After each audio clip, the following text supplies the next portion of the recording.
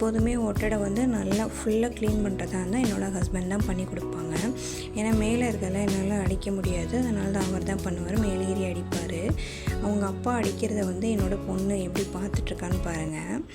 அதுக்கப்புறமேட்டுக்கு அவர் அடித்து கொடுத்துட்டு போயிடுவார். மீதி இருக்க எல்லா வேலையுமே நான் தான் பார்த்தேன். வீடு எல்லாத்தையுமே கழுவி விட்டுட்டு அதுக்கப்புறம் ஈவினிங் போல் தான்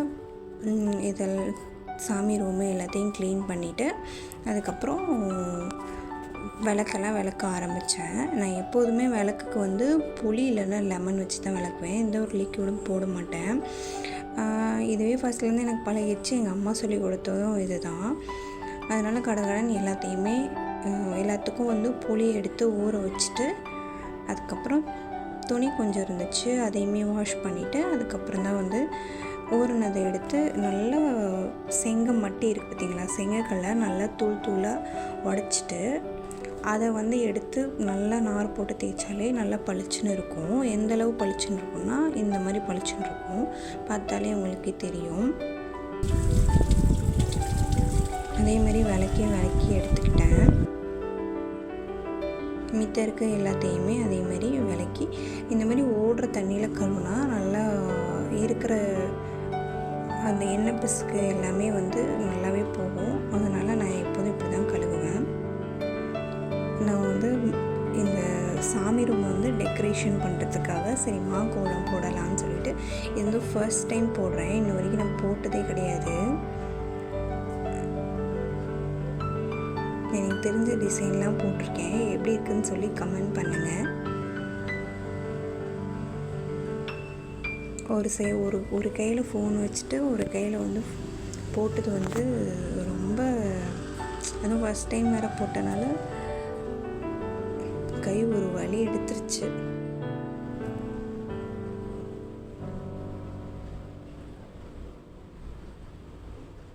ஆல்ரெடி வந்து கீழே வந்து போட்டுட்டேன், அதுக்கப்புறம் தான் மேலே ஸ்டார்ட் பண்ணேன். இதை இப்போ பார்க்குறத விட மார்னிங் பார்க்குறப்போ அவ்வளோ ஒரு அழகாக இருந்துச்சு. இவ்வளோ நாள் ஏன்டா எனக்கு இது தெரியாமல் போச்சு அப்படிங்கிற மாதிரி இருந்துச்சு. அவ்வளோ ஒரு உங்களோட பூஜை ரூமை வந்து டெக்கரேஷன் பண்ணோம் அப்படின்னு நினச்சிங்கன்னா மாக்கோலம் போட்டாலே போதும், அவ்வளோ அழகாக இருக்கும்.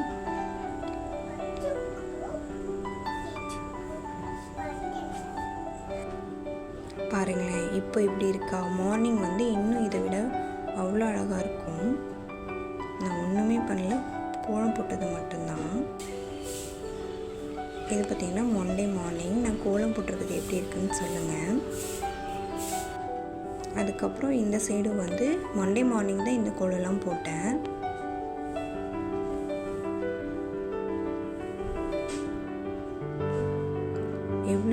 எப்படி காஞ்சி எவ்வளோ ஒரு திக்காக பிரைட்டாக எப்படி இருக்குன்னு பாருங்கள். அதுக்கப்புறம் வந்து எல்லோரும் சொல்லுவாங்க ஆடி பெருக்குக்கு வந்து காவேரி ஆறு அந்த மாதிரி ஆறு இருக்கிற இடம், ஏரி இருக்கிற இடம், அந்த இடத்துல தான் போய் சாமி கும்பிடணும்னு சொல்லுவாங்க. ஆனால் வந்து அவ்வளோ தூரம்லாம் போக முடியல அப்படிங்கிறதுக்காக எப்போதுமே எங்களுக்கு தண்ணி கொடுக்குற இடம் வந்து பார்த்திங்கன்னா இந்த பைப்பு தான். இதில் நல்ல தண்ணி வந்தாலே நம்ம நல்லா இருக்கலாம் அப்படிங்கிற ஒரு காரணத்தினால வந்து இதுக்கு இங்கேயே வந்து வச்சு சாமி கும்பிட்டேன். எனக்கு ரொம்ப நாள் ஆசை இந்த மாதிரி சாமி கும்பிடணும் அப்படின்னு சொல்லிட்டு.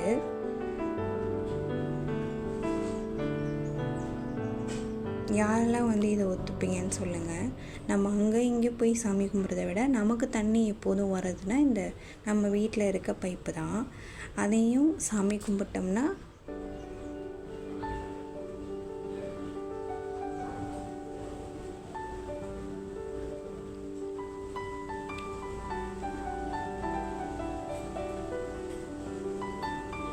அப்புறம் என்னோடய ஹஸ்பண்ட் தான் எல்லாத்துக்கும் ஆரத்தி காமிச்சு ஃபைனலி இப்படி தான் இருந்துச்சு. அப்புறம் அம்மா வீட்டுக்கு போயிட்டோம். பாப்பாவை முன்னாடி அம்மா வீட்டுக்கு காமிச்சு விட்டேன். அப்பா வந்து அங்கே கூட்டிகிட்டு போயிட்டாங்க. சாப்பாடு கொடுக்க சொன்னதுக்கு அங்கே போய் எவ்வளோ ஒரு ஏதாவது சொகுசாக உட்காந்துக்கிட்டு சாப்பிட மாட்டேன்னு சொல்லிட்டு ஃபோன் பார்த்துட்ருக்கான்னு பாருங்கள். அப்புறம் அம்மா வந்து வளையல் வாங்கி வச்சுருந்தாங்க. இந்த வளையல் எனக்கு ரொம்ப பிடிச்சிருந்துச்சி. அப்புறம் தங்கச்சி பையன் கூட கொஞ்சம் நேரம் விளையாண்டுட்டு அதுக்கப்புறம் அம்மாவுக்கு வந்து சின்ன சின்ன ஹெல்ப்லாம் பண்ணி கொடுத்துட்டு